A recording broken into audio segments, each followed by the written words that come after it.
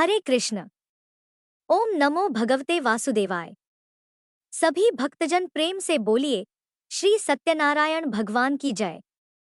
प्रिय श्रोताओं, आज मार्गशीर्ष पूर्णिमा के इस पवित्र अवसर पर आइए सुनते हैं श्री सत्यनारायण भगवान की पूजनीय और मंगलकारी कथा। कहानी की शुरुआत उस समय से होती है जब नैमिषारण्य में अनेक महान ऋषि एकत्र हुए थे। शौनक आदि ऋषियों ने आदरपूर्वक श्री सूत जी से पूछा, हे महामुनि, कौन सा ऐसा व्रत, कौन सा ऐसा तप या उपाय है जिससे मनुष्य अपने मनचाहे फल को प्राप्त कर सकता है? कृपया हमें उसका ज्ञान दे। सूत जी मुस्कुराए और बोले, हे ऋषियों, यही प्रश्न कभी देवर्षि नारद ने भगवान कमलनयन विष्णु से किया था। आज मैं वही दिव्य उत्तर आपको सुना रहा हूँ। ध्यानपूर्वक श्रवण कीजिए। एक दिन दयालु और लोक कल्याण की भावना रखने वाले नारद जी विभिन्न लोकों की यात्रा करते करते मृत्युलोक यानी हमारी पृथ्वी पर आए। उन्होंने देखा कि यहाँ मनुष्य अपने कर्मों के अनुसार अनेक प्रकार के दुख झेल रहे हैं और अलग अलग योनियों में जन्म लेकर क्लेश भोग रहे हैं। नारद जी का हृदय द्रवित हो उठा। वे मन ही मन सोचने लगे, ऐसा कौन सा उपाय है जिससे इन सबके दुख सचमुच समाप्त हो सकें? इसी विचार के साथ वे विष्णु लोक पहुंचे। वहां उन्होंने भगवान नारायण के दिव्य रूप का दर्शन किया। शंख, चक्र, गदा और पद्म धारण किए हुए, वनमाला से सुशोभित, उज्ज्वल चतुर्भुज स्वरूप में विराजमान। नारद जी ने हाथ जोड़कर कहा, प्रभु, आप अनंत हैं, अविनाशी हैं, गुणों के भंडार हैं और भक्तों के दुख हरने वाले हैं। आपको मेरा बारंबार प्रणाम। भगवान विष्णु ने नारद जी की स्तुति सुनकर स्नेहपूर्वक पूछा, वत्स नारद, तुम किस उद्देश्य से आए हो? अपने मन की बात बताओ, मैं अवश्य समाधान दूंगा। नारद जी बोले, हे प्रभु, मृत्युलोक के मनुष्य पाप और अज्ञान के कारण दुख में फंसे हुए हैं। वे बार बार जन्म लेकर कष्ट भोगते हैं। कृपा करके बताइए, ऐसा कौन सा सरल उपाय है जो उनके दुखों को दूर कर सके? यदि आपकी कृपा हो तो कृपा पूर्वक मार्गदर्शन करें। भगवान विष्णु ने मुस्कुराते हुए कहा, नारद, तुमने बहुत उत्तम प्रश्न किया है। यह प्रश्न स्वयं कल्याण के लिए किया गया है। अब ध्यान से सुनो। जिस साधन को अपनाने से मनुष्य मोह से मुक्त हो जाता है, पापों से छुटकारा पाता है और जीवन में सुख समृद्धि प्राप्त करता है, वही उत्तम उपाय मैं तुम्हें बताने जा रहा हूँ। एक अत्यंत पवित्र व्रत है जो स्वर्ग या पृथ्वी पर अति दुर्लभ है। मैं स्नेहवश है विप्र आज उसी को प्रकट कर रहा हूँ। इस व्रत का नाम सत्यनारायण व्रत है। इसको भली भांति विधान पूर्वक बतलाता हूँ। इस व्रत का सम्यक रूप से अनुष्ठान किए जाने पर इस लोक में सुख भोग कर मनुष्य परलोक में मोक्ष को प्राप्त कर लेता है।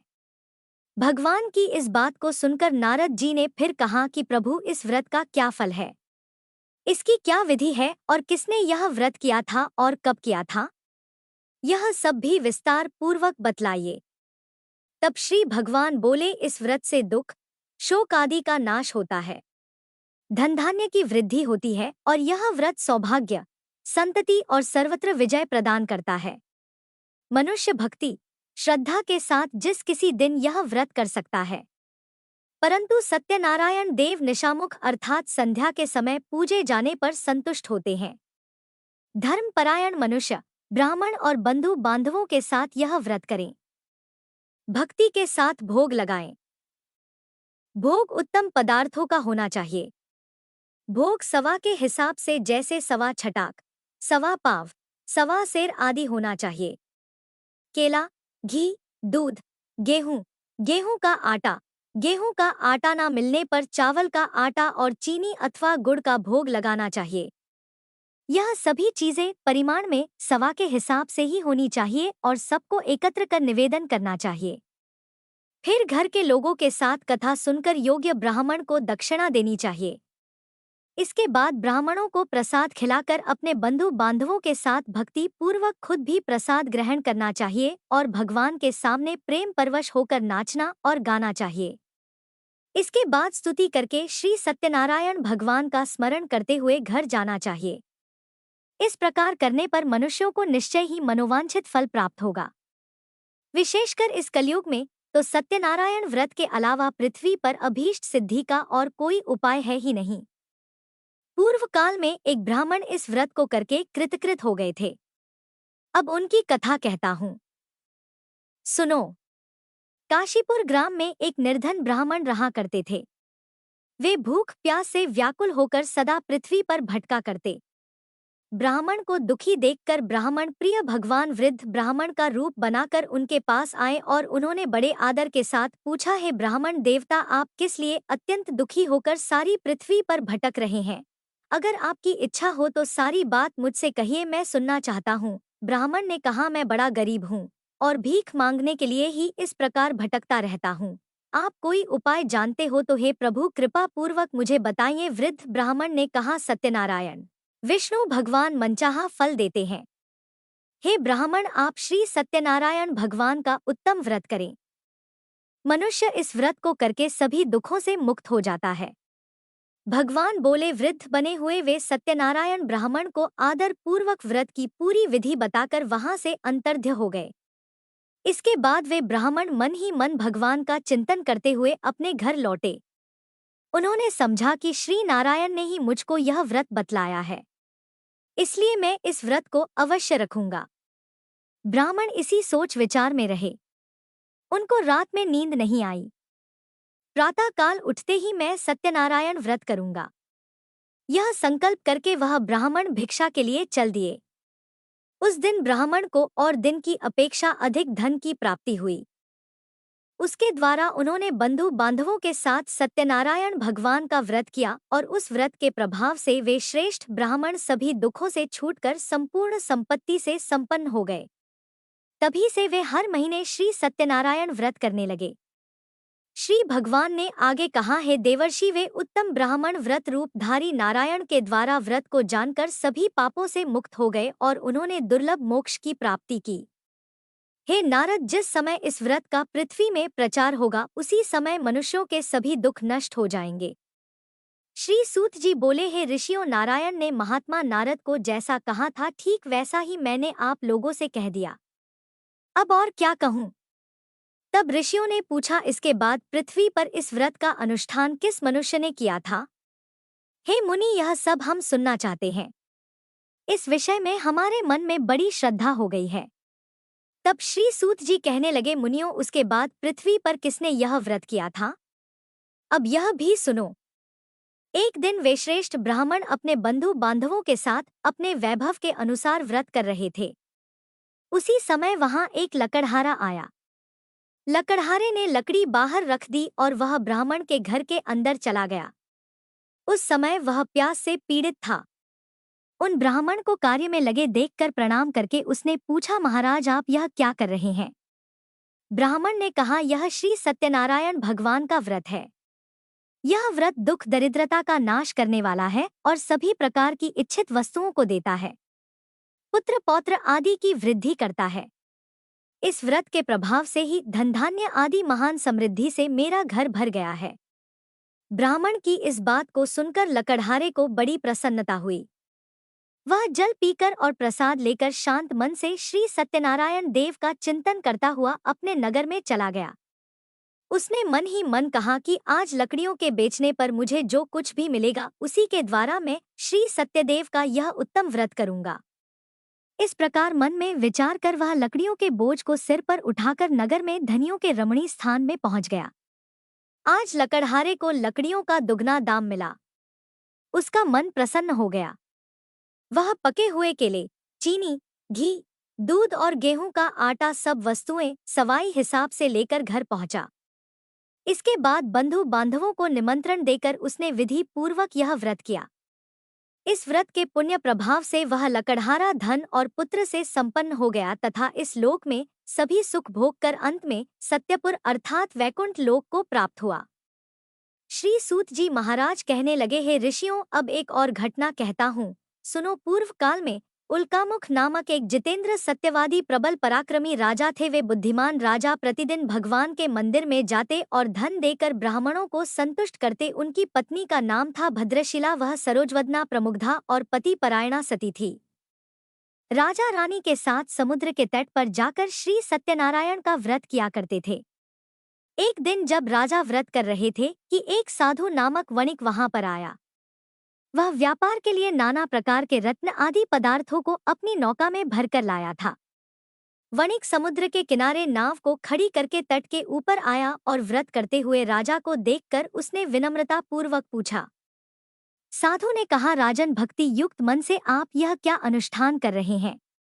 इस समय मेरी इसे जानने की इच्छा है, इसलिए आप मुझे समझा कर कहिए। राजा बोले, साधु, मैं अपने बंधु बांधवों के साथ अतुलनीय तेज युक्त भगवान श्री विष्णु की पूजा कर रहा हूँ। मेरा यह व्रत पुत्र आदि की प्राप्ति के लिए है। इसके बाद साधु ने राजा को आदरपूर्वक प्रणाम करके कहा, राजन, इस व्रत की सांगोपांग विधि आप मुझे बतलाइए, क्योंकि मैं भी यह व्रत करना चाहता हूँ। मेरे भी संतान नहीं है। इस व्रत से मुझे निश्चय ही संतान की प्राप्ति होगी। ऐसा कहकर उस वणिक अर्थात व्यापारी ने राजा से व्रत की विधि अच्छी तरह पूछकर वहां से प्रस्थान किया और अपने व्यापार का काम पूरा करके वह आनंद के साथ घर लौट आया। कुछ ही दिनों के बाद उसकी पतिव्रता पत्नी गर्भवती हुई और समय आने पर उसने एक बहुत सुंदर कन्या को जन्म दिया। कन्या शुक्ल पक्ष के चंद्रमा की तरह दिनोंदिन बढ़ने लगी। व्यापारी ने उसका जातक कर्म आदि संस्कार करवाकर उसका नाम रखा कलावती। इसके बाद वणिक पत्नी लीलावती ने मधुर वचनों में एक दिन अपने पति से कहा, स्वामी, आपने पूर्व में जो श्री सत्यनारायण व्रत करने की प्रतिज्ञा की थी, अब उसे पूरी क्यों नहीं कर रहे हैं? साधु ने उत्तर दिया, प्रिय, मैं अपनी पुत्री कलावती के विवाह के समय अब सत्यनारायण का व्रत करूंगा। पत्नी को इस प्रकार आश्वासन देकर वह साधु वणिक समुद्र के तट की ओर चला गया। इधर पिता के घर में कलावती बढ़ने लगी। उसके बाद धर्म के जानने वाले पिता ने जब अपनी पुत्री को विवाह के योग्य देखा, तब अपने बंधु बांधवों से परामर्श करके साधु ने वर ढूंढने के लिए दूत को भेजा। दूत साधु का आदेश पाकर कांचन नगर को गया और वहां कलावती के योग्य एक उत्तम वर की खोज करके वहां से उस वणिक पुत्र को अपने साथ लेकर वापस लौट आया।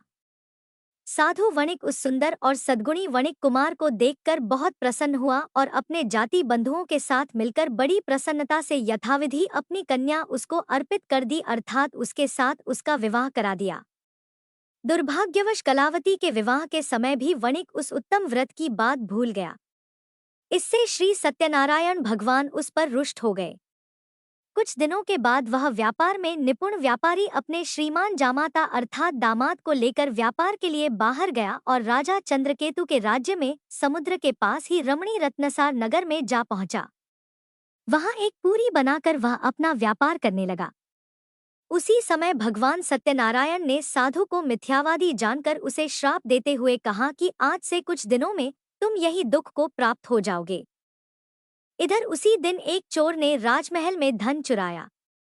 चुराया हुआ धन लेकर साधु के मकान के बगल के रास्ते से वह चोर जा रहा था। उसने घूमकर पीछे की ओर देखा। राजा के दूत उसके पीछे पीछे ही दौड़ कर आ रहे थे। वह डर गया और चुराए हुए धन को वहीं छोड़कर जल्दी से भाग गया। दूतों ने आकर देखा कि साधु व्यापारी के घर के पास राजा का धन पड़ा हुआ है। तब उन्होंने जामाता के साथ उस साधु व्यापारी को पकड़ लिया और उन दोनों को बांधकर बड़ी प्रसन्नता से तुरंत राजा के पास ले जाकर कहा कि हे प्रभु, दोनों चोर पकड़ में आ गए हैं। इन्हें देखिए और आज्ञा दीजिए कि क्या किया जाए। इसके बाद राजा की आज्ञा से दूतों ने दोनों व्यापारियों को अच्छी तरह बांधकर बड़ी कठिन कारावास में डाल दिया। उस समय उनके संबंध में कोई भी विचार नहीं किया गया। उन दोनों ने बहुत कुछ कहा कि श्री सत्यनारायण भगवान की माया से किसी ने उनकी एक भी नहीं सुनी। इसके बाद राजा चंद्रकेतु ने उनकी सारी धन संपत्ति छीन ली। इधर सत्यदेव के श्राप से घर में लीलावती और कलावती पर भी दुख आ गया। घर में जो कुछ भी धन संपत्ति थी चोरों ने सारी चुरा ली। लीलावती मानसिक और शारीरिक दुखों से और भूख प्यास से पीड़ित होकर दाने दाने की चिंता में नगर में घर घर भटकने लगी। इस प्रकार कलावती भी प्रतिदिन अन्न के लिए भटकने लगी। एक दिन भूख से व्याकुल कलावती घर से निकलकर किसी ब्राह्मण के घर पहुंची। उसने वहां देखा कि श्री सत्यनारायण भगवान का व्रत हो रहा है। वह वहीं बैठ गई और कथा सुनकर उसने भगवान से मनोरथ पूर्ति के लिए प्रार्थना की। इसके बाद प्रसाद लेकर उसी रात को वह अपने घर लौट आई। लीलावती ने अपनी कन्या को बहुत डांटकर कहा कि बेटी तू इतनी रात तक कहाँ थी? तेरे मन में क्या है? कलावती ने उत्तर दिया, माता ब्राह्मण के घर सत्यनारायण भगवान का व्रत था, मैं उसी को देख रही थी। श्री सत्यनारायण भगवान का यह व्रत सभी मनोरथों को पूर्ण करने वाला है।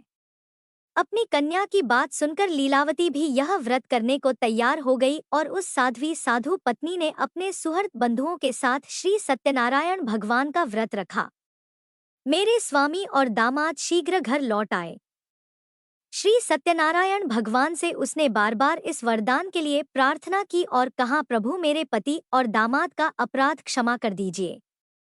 तब वणिक पत्नी के व्रत से भगवान सत्यनारायण प्रसन्न हो गए और उन्होंने श्रेष्ठ राजा चंद्रकेतु को स्वप्न में दर्शन देकर कहा कि राजन, सवेरा होते ही इन दोनों व्यापारियों को छोड़ देना और उनका जो धन तुमने छीना है उससे दोगुना उन्हें दे देना, नहीं तो मैं राज्य, धन और पुत्र के साथ तुम्हारा नाश कर दूंगा। राजा को स्वप्न में इतना कहकर प्रभु अंतर्ध्य हो गए। प्रातः काल होते ही वह राजा अपनी सभा में गए और अपने स्वजनों के साथ वहां बैठकर उन्होंने दूतों को आज्ञा दी कि अभी जाकर उन दोनों बंदी महाजनों को तुरंत कैद से मुक्त कर दो। राजा की आज्ञा पाकर दूतों ने दोनों व्यापारियों को मुक्त कर दिया और उन्हें साथ लेकर विनय पूर्वक राजा से कहा, महाराज, दोनों व्यापारियों की हथकड़ी बेड़ी खोलकर हम उन्हें यहाँ ले आए हैं। उसी समय उन दोनों के मन में पुरानी बातें याद आई और भगवान सत्यनारायण की महिमा को याद करके वे दोनों व्यापारी विस्मय और भय से विवल हो गए। उन्होंने राजा चंद्रकेतु को प्रणाम किया। राजा ने भी उनको देखकर बड़े आदर से कहा, दैवश, तुम्हें यह महान कष्ट भोगना पड़ा। अब तुम्हें कोई भय नहीं है, तुम दोनों को मुक्त कर दिया गया है। इसके बाद राजा चंद्रकेतु ने सोने और रत्नों से बने हुए गहनों के द्वारा दोनों व्यापारियों को सुसज्जित किया। बड़ी मीठी वाणी से उनको अति सुख पहुंचाया और छीने हुए धन से दोगुना धन देकर उनसे कहा, साधु, अब अपने घर जाओ। साधु ने राजा को प्रणाम करके कहा, राजन, आपकी कृपा से ही मैं घर जाने में समर्थ हो सका हूँ। उस समय साधु ने मंगलाचार करते हुए यात्रा प्रारंभ की। ब्राह्मणों को धन का दान किया और अपने नगर की ओर दोनों चल पड़े। कुछ ही दूर आगे बढ़ने पर भगवान सत्यनारायण ने दंडी के वेश में आकर उनसे पूछा, बताओ तो तुम्हारी नाव में क्या है? तब महाराज ने बड़े गर्व से साधु की अवहेलना करके उसकी हंसी उड़ाते हुए कहा, दंडी, क्यों पूछ रहे हो? तुम्हें रुपए चाहिए क्या? मेरी नाव में तो लता और पत्ते भरे हुए हैं। दंडी के वेश में आए हुए श्री सत्यनारायण भगवान साधु के इन निष्ठुर वचनों को सुनकर कहने लगे, तुम्हारे वचन सत्य हो, और ऐसा कहकर वे तुरंत वहां से चल दिए। दंडी के कुछ दूर चले जाने पर साधु भी समुद्र के किनारे पहुंचा और नित्य क्रिया आदि करके जब वह अपनी नाव पर गया तो उसने देखा कि नाव में तो लता और पत्ते भरे हुए हैं। यह देखकर उसे बड़ा आश्चर्य हुआ और वह मूर्छित होकर धरती पर गिर पड़ा। थोड़ी देर के बाद होश आने पर वह बड़ी चिंता में डूब गया। अपने ससुर की यह दशा देखकर दामाद ने उससे कहा कि आप किस लिए शोक कर रहे हैं? यह सब तो दंडी महाराज के श्राप का ही फल है। वे सब कुछ करने में समर्थ हैं। वे ही हरता है, इसमें कोई संदेह नहीं। हम दोनों चलकर उन्हीं की शरण ले तो हमारा मनोरथ पूर्ण हो जाएगा। दामाद की यह बात सुनकर साधु व्यापारी दौड़कर दंडी के पास पहुंचा और उनके दर्शन करके भक्ति पूर्वक नमस्कार करके उनसे बोला, महाराज, मैं बड़ा दुरात्मा हूँ। आपकी माया से मुग्ध होकर मैंने जो कुछ कह दिया है उसके लिए मुझे क्षमा कर दीजिए। मैंने आपके सामने दुष्ट वचनों का प्रयोग किया है। हे प्रभु, इसके लिए मुझे क्षमा कर दीजिए। क्षमा ही साधुओं का धन है। साधु तो दूसरे का उपकार करने में ही लगे रहते हैं। ऐसा कहकर शोक विवल होकर वह व्यापारी बार बार दंडी महाराज को प्रणाम करने लगा और रोने लगा। साधु व्यापारी को इस प्रकार विलाप करते देखकर दंडी महाराज ने कहा, रो मत, मेरी बात सुनो। तुम मेरा अपमान करके मेरी पूजा से विमुख हो गए थे, उसी के फल स्वरूप बार बार दुख को प्राप्त हो रहे हो। भगवान के इस प्रकार के वचनों को सुनकर साधु व्यापारी ने भगवान की स्तुति की। वह प्रणाम करके बोला, हे प्रभु ब्रह्मादि स्वर्गवासी देवता, आपकी माया से मोहित होकर आपके आश्चर्यमय रूप और गुणों को नहीं जान पाते। मैं भी आपकी माया से मोहित हूँ, इसलिए मैं भला आपको कैसे जान सकूंगा। आप प्रसन्न हो जाइए प्रभु, मैं अपने वैभव, अपनी सामर्थ्य के अनुसार आपकी पूजा अब अवश्य करूंगा। मैं आपकी शरण में हूँ, मुझे पुत्र और धन दीजिए, मेरी रक्षा कीजिए। साधु व्यापारी के इस प्रकार भक्ति युक्त वचनों को सुनकर भगवान जनार्दन संतुष्ट हो गए और साधु को मनचाहा वरदान देकर वहीं अंतर्ध्य हो गए। इसके बाद साधु ने नाव पर चढ़कर देखा तो नाव रत्न आदि से भरी हुई थी। सत्यनारायण भगवान की कृपा से मुझे मनवांछित फल मिल गया। ऐसा कहकर साधु ने अपने मित्रों के साथ विधिवत सत्यनारायण भगवान की पूजा की और बड़े हर्ष के साथ यात्रा आरंभ की। बड़ी तेजी से नाव चलाकर वे दोनों अपने देश में जा पहुंचे।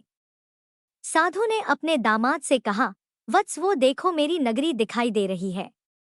इसके बाद साधु ने अपने धन के रखवाले दूत को नगर में भेजा। दूत ने साधु की पत्नी लीलावती के पास जाकर हाथ जोड़कर प्रणाम करते हुए कहा, आपके पतिदेव तरह तरह के रत्न धन के साथ अपने दामाद और सुहृद मित्रों से घिरे हुए आ रहे हैं। साध्वी वर्णिक पत्नी दूत के मुख से अपने पति और दामाद के आने का समाचार सुनकर बड़ी प्रसन्न हुई और सत्यनारायण भगवान की पूजा करके उसने अपनी पुत्री से कहा, पुत्री मैं अपने पति और दामाद के स्वागत के लिए जाऊंगी, तुम भी तुरंत मेरे साथ चलो। माता की बात सुनकर कलावती ने श्री सत्यनारायण भगवान का व्रत किया, किंतु प्रसाद ग्रहण किए बिना ही वह पति के सामने चल पड़ी। इससे सत्यनारायण भगवान नष्ट हो गए। धन रत्न और दामाद को लेकर नौका जल में अदृश्य हो गई। कलावती ने जब वहां अपने पति को नहीं देखा तब वह शोक से अत्यंत व्याकुल होकर रोती हुई धरती पर गिर पड़ी। वह अपने पति और नाव के ना दिखने से अत्यंत शोकातुर थी। पुत्री की इस दशा को देखकर साधु व्यापारी बहुत डर गया। उसने सोचा कि यह बड़ा आश्चर्य हो गया। नाव खेलने वाले भी बड़ी चिंता करने लगे। यह सब देखकर पतिव्रता लीलावती अत्यंत दुख से विवल होकर विलाप करती हुई अपने पति से कहने लगी, स्वामी, मैंने अभी अभी अपने दामाद को देखा था। क्षण मात्र में ही नौका के साथ दामाद भी अदृश्य हो गए। अब वे कहीं भी नहीं दिख रहे। पता नहीं किस देवता ने उन्हें इस प्रकार हरण कर लिया। आप क्या भगवान सत्यनारायण के प्रभाव को नहीं जानते? लीलावती इस प्रकार कहकर विलाप करने लगी। उसी के साथ सारे बंधु बांधव भी रोने लगे। लीलावती अपनी पुत्री को गोद में लेकर रोने विलाप करने लगी। पुत्री कलावती ने स्वामी को डूबा हुआ जानकर बड़े दुखी हृदय से पति की पादुका को लेकर सती होने का निश्चय किया। धर्म को जानने वाला साधु व्यापारी अपनी पुत्री की इस स्थिति को देखकर अपनी पत्नी के साथ शोक से व्याकुल हो गया और उसने मन ही मन सोचा, निश्चय ही सत्यनारायण भगवान की माया के द्वारा ही मेरे दामाद भी हरे गए हैं। मैं अपने वैभव के अनुसार सत्यनारायण भगवान की पूजा करूंगा। साधु ने वहां सब लोगों को बुलाकर यह बात कही और अपनी इच्छा प्रकट करते हुए धरती पर दंड की तरह गिरकर वह बार बार सत्यनारायण भगवान को प्रणाम करने लगा। इससे सत्यनारायण भगवान प्रसन्न हो गए। उन्होंने आकाश से ही साधु के प्रति कहा, साधु, तुम्हारी कन्या मेरे भोग का अपमान करके पति को देखने के लिए आ गई थी। इसी कारण उसका पति अदृश्य हो गया है। अब वह घर जाए, प्रसाद ग्रहण करके लौट कर आए, तब अवश्य ही उसे स्वामी का सुख प्राप्त होगा, इसमें कोई संदेह नहीं। वर्णिक पुत्री कलावती ने आकाश से यह प्राण दान करने वाली आकाशवाणी सुनी और सुनकर तुरंत ही वह अपने घर चली गई। वहां जाकर उसने प्रसाद ग्रहण किया। इसके बाद जब वह लौट कर आई तब उसने अपने पति को, नाव और समस्त बंधुओं को देखा और अत्यंत सुखी हुई। उसने अपने पिता से कहा, पिताजी आइए हम लोग घर चलते हैं, अब देर क्यों कर रहे हैं? पुत्री की इस बात को सुनकर वह व्यापारी प्रसन्न हो गया और विधि विधान के साथ भगवान सत्यनारायण की पूजा करके धन रत्न और बंधुओं को साथ लेकर वह अपने घर पहुंचा। इसके बाद हर संक्रांति और पूर्णिमा को वह यथाविधि सत्यनारायण भगवान की पूजा करता हुआ इस लोक में सुखी होकर अंत में सत्यपुर को प्राप्त हो गया। श्री सूत जी बोले, हे श्रेष्ठ मुनियों, एक उपाख्यान और सुनिए। पूर्व काल में वंशध्वज नामक एक प्रजापालन में तत्पर राजा थे। उन्होंने सत्यनारायण भगवान के प्रसाद का परित्याग किया था, इसलिए वे दुख को प्राप्त हुए। एक दिन राजा ने वन में जाकर तरह तरह के हिरणों का शिकार किया। फिर जब विश्राम के लिए वे बरगद के वृक्ष के नीचे आए तब उन्होंने देखा कि ग्वाले लोग बड़े संतुष्ट मन से मित्रों को साथ लेकर भक्ति पूर्वक श्री सत्यनारायण भगवान की पूजा कर रहे हैं। तब राजा ने सत्यनारायण भगवान की पूजा होती देखी, किंतु घमंड के कारण ना तो वे वहां गए और ना ही प्रणाम किया। ग्वाले राजा के पास प्रसाद रखकर आ गए और पूजा की जगह आकर प्रसाद लेकर अपने अपने घरों को चले गए। राजा ने प्रसाद नहीं लिया, इसलिए वे बड़े दुख में पड़ गए। उनके 100 पुत्र मर गए, धनधान्य आदि सभी संपत्ति नष्ट हो गई। तब उन्होंने सोचा कि अवश्य ही सत्यदेव ने मेरा सब कुछ नष्ट कर दिया है, इसलिए जिस स्थान पर ग्वाले पूजा कर रहे थे अब मैं वहां जाऊंगा। राजा ने मन ही मन ऐसा निश्चय किया और ग्वालों के पास जाकर उनके साथ भक्ति श्रद्धा पूर्वक यथाविधि सत्यनारायण भगवान की पूजा की। तब भगवान की कृपा से वे धन पुत्र आदि से फिर से संपन्न हो गए और इस लोक में सभी सुख भोग कर अंत में श्री वैकुंठ लोक को गए। जो मनुष्य इस परम दुर्लभ श्री सत्यनारायण भगवान के व्रत की कथा को सुनता है, व्रत का आचरण करता है, भक्ति मुक्ति दायिनी इस पवित्र कथा को सुनता है, वह भगवान सत्यनारायण की कृपा से धनधान्य आदि सुख समृद्धि को प्राप्त होता है। इससे दरिद्र धन की प्राप्ति कर लेता है, बंदी बंधन से मुक्त हो जाता है, भयभीत भय से मुक्ति पा लेता है और मनुष्य इस लोक में सभी मनोवांछित फल को पाकर अंत में बैकुंठ लोक को जाता है। यह सत्य है और इसमें कोई संदेह नहीं। श्री सूत जी कहते हैं, ब्राह्मणों आप लोगों को इस प्रकार मैंने श्री सत्यनारायण व्रत की महिमा सुनाई। इस व्रत का पालन करके मनुष्य सभी दुखों से मुक्त हो जाता है। विशेषतः कलयुग में श्री सत्यनारायण भगवान की पूजा महान फल देने वाली है। इस देव को कोई सत्यनारायण कहते हैं और कोई कोई सत्यदेव कहते हैं। यह नाना रूप धारण करके सभी के मनोरथों को पूर्ण करते हैं। यह सनातन सत्यदेव कलयुग में सत्यव्रत के रूप में अवतरित होंगे। हे श्रेष्ठ मुनियों, जो मनुष्य नित्य इसका पठन या श्रवण करता है, श्री सत्यनारायण भगवान की कृपा से उसके सभी पाप नष्ट हो जाते हैं। कथा यही पूर्ण होती है। सभी भक्त मिलकर प्रेम से बोलिए, श्री सत्यनारायण भगवान की जय। वीडियो अच्छा लगे तो लाइक, शेयर और सब्सक्राइब जरूर करें।